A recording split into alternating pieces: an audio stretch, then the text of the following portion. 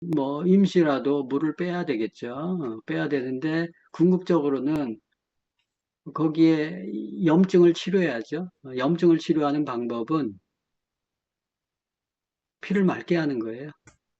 그리고 순환을 잘 하게 하고. 어, 그래서 무릎 다치셔서 고생하시는데 결국 음식 제한하시고 피 맑게 하시고 비타민 C, 칼슘, 마그네슘, 또 양질의 오메가3 이런 것들을 좀 써서 어, 하시면 좋아지시죠. 뭐 아직 73세시고 그리고 이제 음, 무릎에 피가 돌려 그러면 무릎을 좀 따뜻하게 해주실 필요가 있어요. 그죠? 그래서 따뜻한 보조기구 같은 걸로 이렇게 좀 따뜻하게 해서 피가 좀 순환되게 하고, 무릎이 아프거나 그러면 또 걷기가 힘들거든요. 그죠? 걷지 않으면 또 더 굳어요. 어, 혈관이 굳기 때문에 움직일 수 있는 한은 이렇게 조금 조금 움직이시고 자꾸 해서 움직여 주셔야 돼요. 그냥 아프다고 해서 가만히 있으면 혈관이 더 막힐 수 있어요. 이렇게 따뜻한 거, 뭐, 찜질팩 같은 것들 활용하셔서 그렇게 하고, 음식 그렇게 고치시고, 어, 비타민, 영양제 같은 것들 좀 드시고 하시면 좋아지시죠, 뭐. 물 빼는 방법이나 이런 부분들은 그걸 쓸지 말지는 본인이 결정하셔야죠, 뭐. 이렇게 해서 불편하시면 응급적으로 빼야 되겠죠. 그게 많이 힘드시면. 네. 또 김유진 님이 전 77년 여자입니다. 77년생 이랬시라는 거죠. 뉴트리약 먹은 지 6개월 지났는데 약 복용한 날부터 지금까지 온몸이 황달 증상이 지금까지 그냥 있습니다. 특히 손발 얼굴이 노랗습니다. 그러셨어요. 어, 그 뉴트리 식품을 먹기 전하고 먹은 후하고 달랐을 때 손발 얼굴이 노랗다라는 것은 그 전에 황달 증상이 없으셨나요? 음, 그 식품을 드시는데 혹시 어떤 식품을 드시는지 좀 알면 도움이 될 거예요. 손발 얼굴이 노랗다라는 것은 예를 들어서 혹시 다른 증상이 없는데 음, 눈의 흰자도 노란지 한번 음, 보시고 눈의 흰자가 없는 상태에서 손발 얼굴이 노랗다라는 것은 그 카로티노이드가 많이 섭취되면 그럴 수 있어요.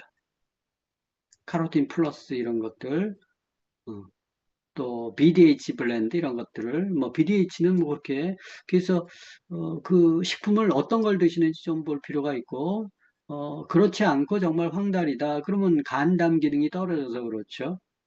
근데 어, 그분이 예전에 간담 기능이 어떤 상태였는지 좀 볼 필요는 있어요. 근데 그냥 얼굴이 노랗다 다른 증상은 없고 그러면 식품 섭취하는 데 있어서 카로틴이나 이런 부분들이 좀 혹시 들어가 있다면 그런 부분들은 조금 줄여서 어, 드실 필요는 있어요. 음. 좀 더 부가적으로 질문 올려주시면 답 드리도록 하겠습니다. 그냥 봐가지고는 이게 황달인지 아닌지 예, 모르겠어요. 황달이라도 좋은 식품 먹고 그러면 좋아져요. 특히 이제 황달이 있으시다면 혹시 어,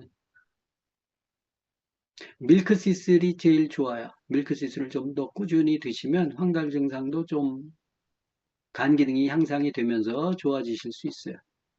음, 아, 지금 밀크시슬도 그냥 먹고 있고, 네. 카로틴도 그게 먹고 있고, 다 종합으로 전체적으로 다 먹고 있거든요. 카로틴은 얼마나 드세요? 카로틴 아침, 저녁으로 세 알씩 먹고 있어요. 많아요. 아, 손발 얼굴이 노랗다면. 네? 이 손발 얼굴이 눈이 띌 정도로 노래요. 음, 카로틴 많아요. 그럼 카로틴 줄여보세요. 얼마나 줄일까요? 사람마다 틀려요.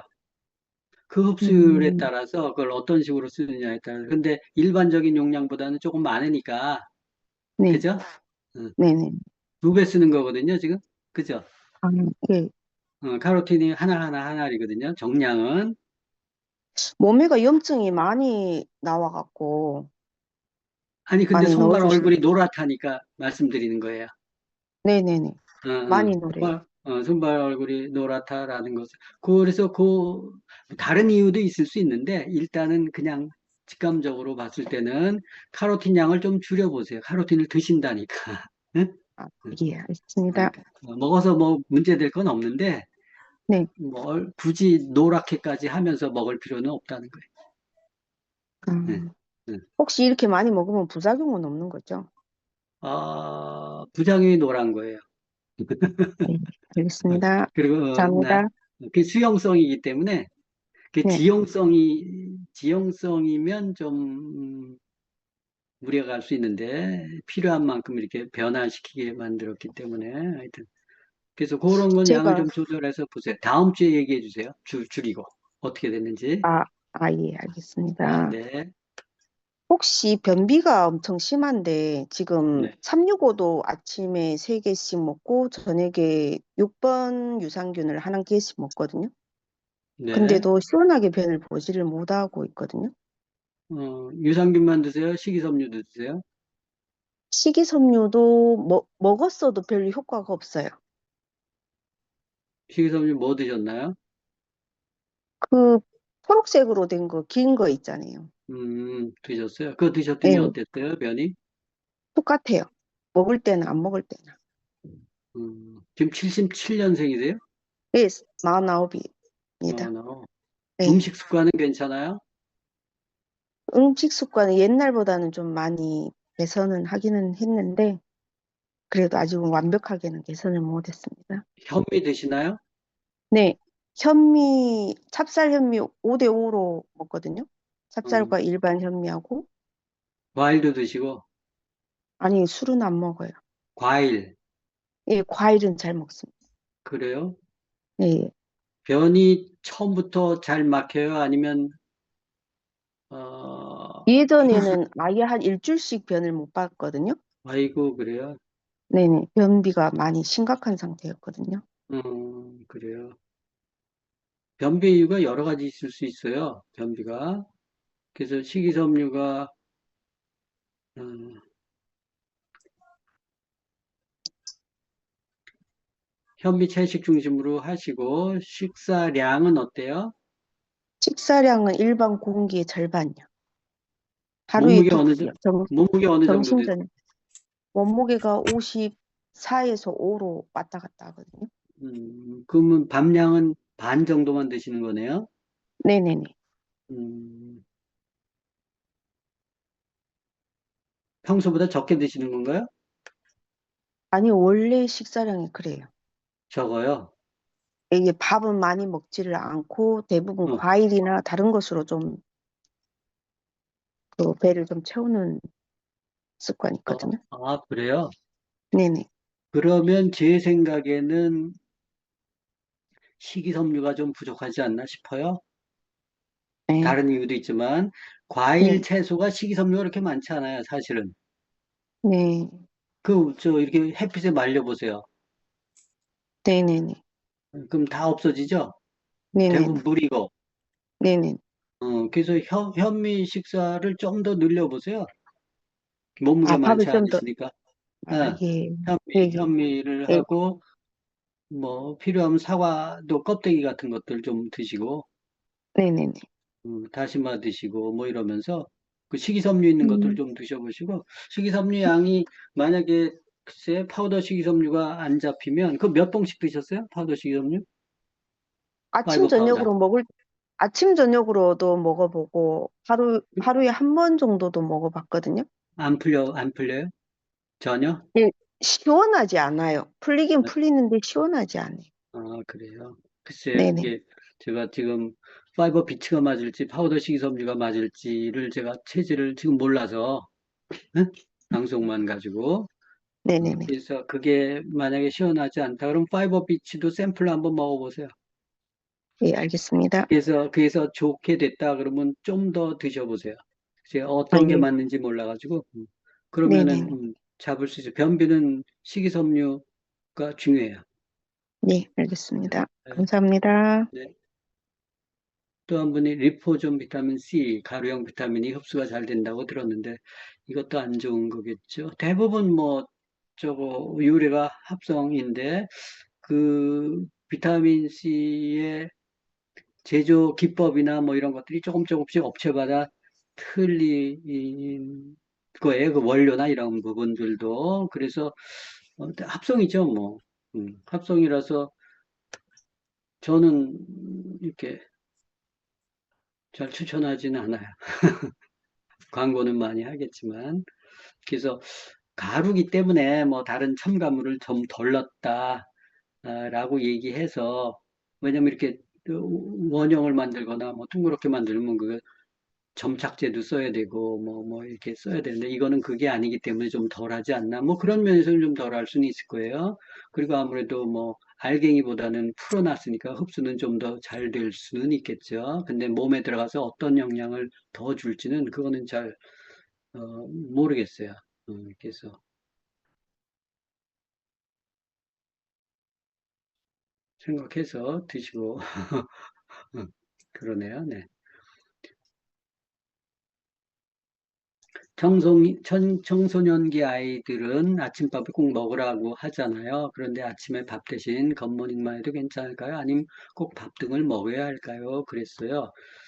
보통은 이렇게 아침밥을 우리가 겉모닝 하라는 이유는 내가 정상 체중이에요. 그리고 성인이야.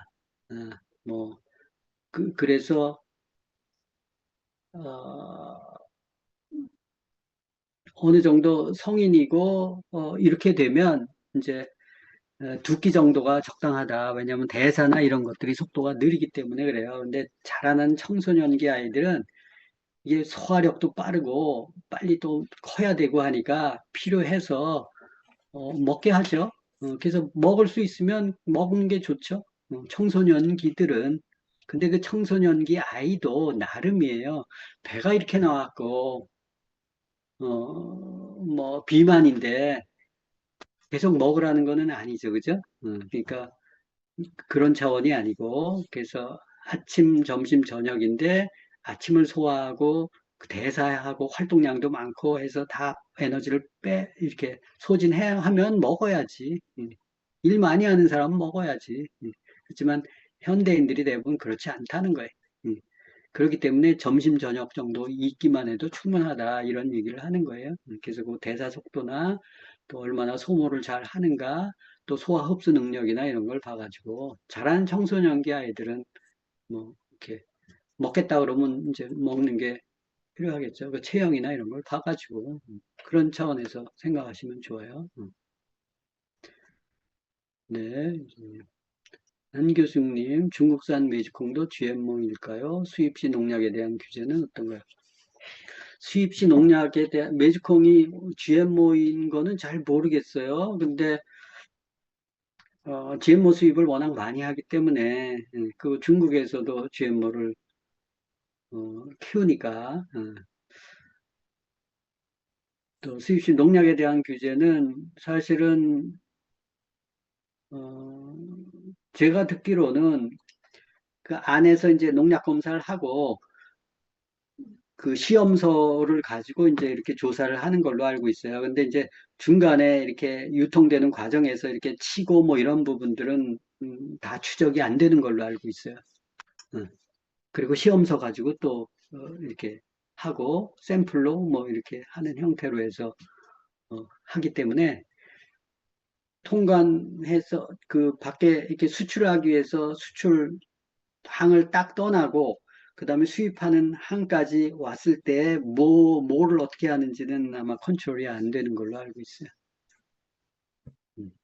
그 뭐 아무래도 수입하는 게 이제 그런 부분들의 문제가 변질이 되고 뭐 이렇게 하니까 그래서 그걸 뭐 포대로 딱딱 담아가지고 안전하게 이렇게 하는 게 아니기 때문에 그냥 배에다가 음, 다 이렇게 뭐 13층, 14층 되는 선박에 곡물 하에 그냥 때려 넣으니까 밑에 있는 것들은 전부 열감이 생겨서 발열이 돼서 저 발화가 되거든요. 발화되면 상품 가치가 없잖아.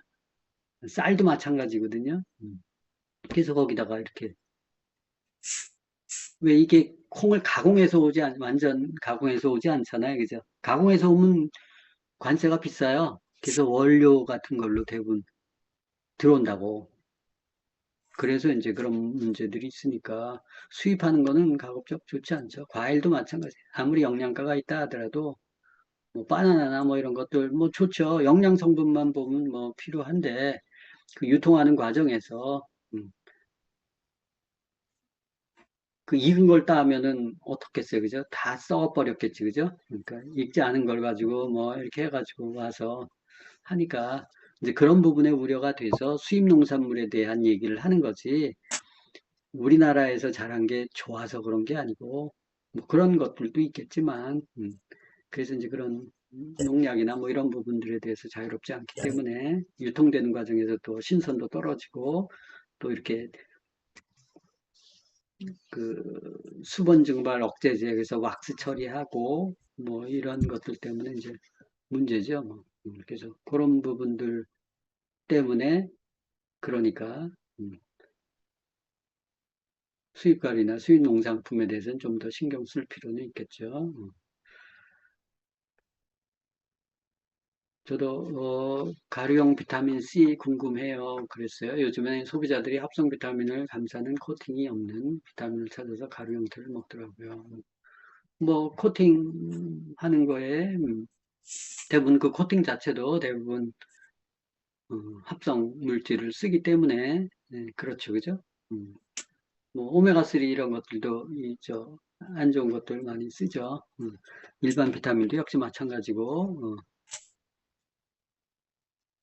더블 X나 뭐 이런 식품들은 그 코팅이 식물 그 섬유질 원료 같은 걸로 이렇게 쓰잖아요. 그래서 그런 거보다는 가루가 좀 낫겠죠. 근데 가루 자체의 정체는 어, 합성이기 때문에 어,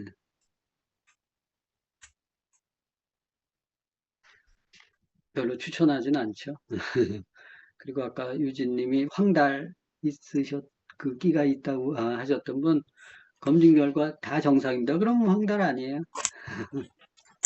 그럼 황달 아니에요. 저 카로틴 때문에 그렇고 어, 예를 들어서 토마토나 또 저 뭐죠? 그거 호박이나 이런 거 있죠? 그 주황색 나는 것들 있잖아요. 그런 거 많이 먹어도 올라와요. 이렇게 그런 거에 대한 이렇게 흡수나 뭐 이런 처리 능력이 그 능력보다 좀 오버됐을 때는 그럴 수 있어요. 그래서 그거 줄이면 없어질 수 있을 거예요. 3스타 하시네요. 네. 50대 남성인데 당뇨 합병증으로 신장 기능이 많이 떨어져서 약을 처방받았답니다. 그러셨네요. 아이고, 저런.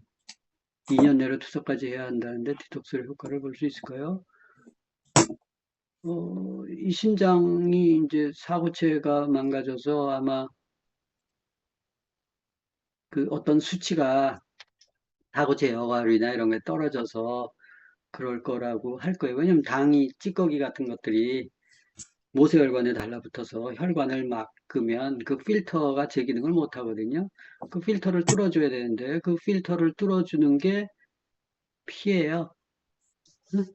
그래서 피를 깨끗하게 하고 돌리면 신장 기능이 회생이 되죠. 당연히. 음. 우리가 술 먹고 뭐 안 좋은 뭐 식습관 고기 먹고 막 해서 몸이 안 좋아졌다가 간 기능이 막 엉망이 됐다가 우리가 디톡스나 음식 바꾸고 그리고 좋은 영양소 이렇게 먹고 몸 관리하면 좋아지잖아요. 그죠? 그러면 그만큼 간 기능이 좋아지는 거예요. 응. 근데 약으로는 그걸 기대할 수 없다는 거예요. 왜냐하면 약은 피해 원료가 아니기 때문에 그래요. 응. 그래서 뭐 신장이 많이 안 좋아졌으니까 지금부터라도 어, 이 만성질환이란 말이에요, 그죠? 저건 약으로 안 고쳐져요. 그래서 음식을 바꾸시고 어, 천연 영양소나 이런 부분들로 잘 처리하셔서 몸을 회복시키면 얼마든지 좋아질 수는 있어요. 근데 본인이 노력하셔야 돼요. 그리고 도움을 잘 받으셔서 적당한 식품, 뭐 기본적인 비타민C, 칼슘, 마그네슘, 오메가3 이런 것들이 이제 기본적으로 잘 쓰셔야 되겠죠. 음. 그럼 당연히 좋아지실 수 있죠. 음. 근데 약으로는 장담 못 해요. 음. 저는 약으로는 안 고쳐봤기 때문에 사후 제어가 많이 떨어져서 그러신 거니까 음식 좀 조심하시고 하셔야 돼요. 그리고 가급적이면 당뇨 합병증이시기 때문에 당 수치 관리하시고 당뇨약의 의존도를 줄여가셔야 좀 빨리 회복이 되실 수 있을 거예요. 역설적으로. 그래서 약에 의존하지 않고 수치를 관리할 수 있는 수준으로 계속 가시면 당연히 좋아지세요. 신장님도. 네.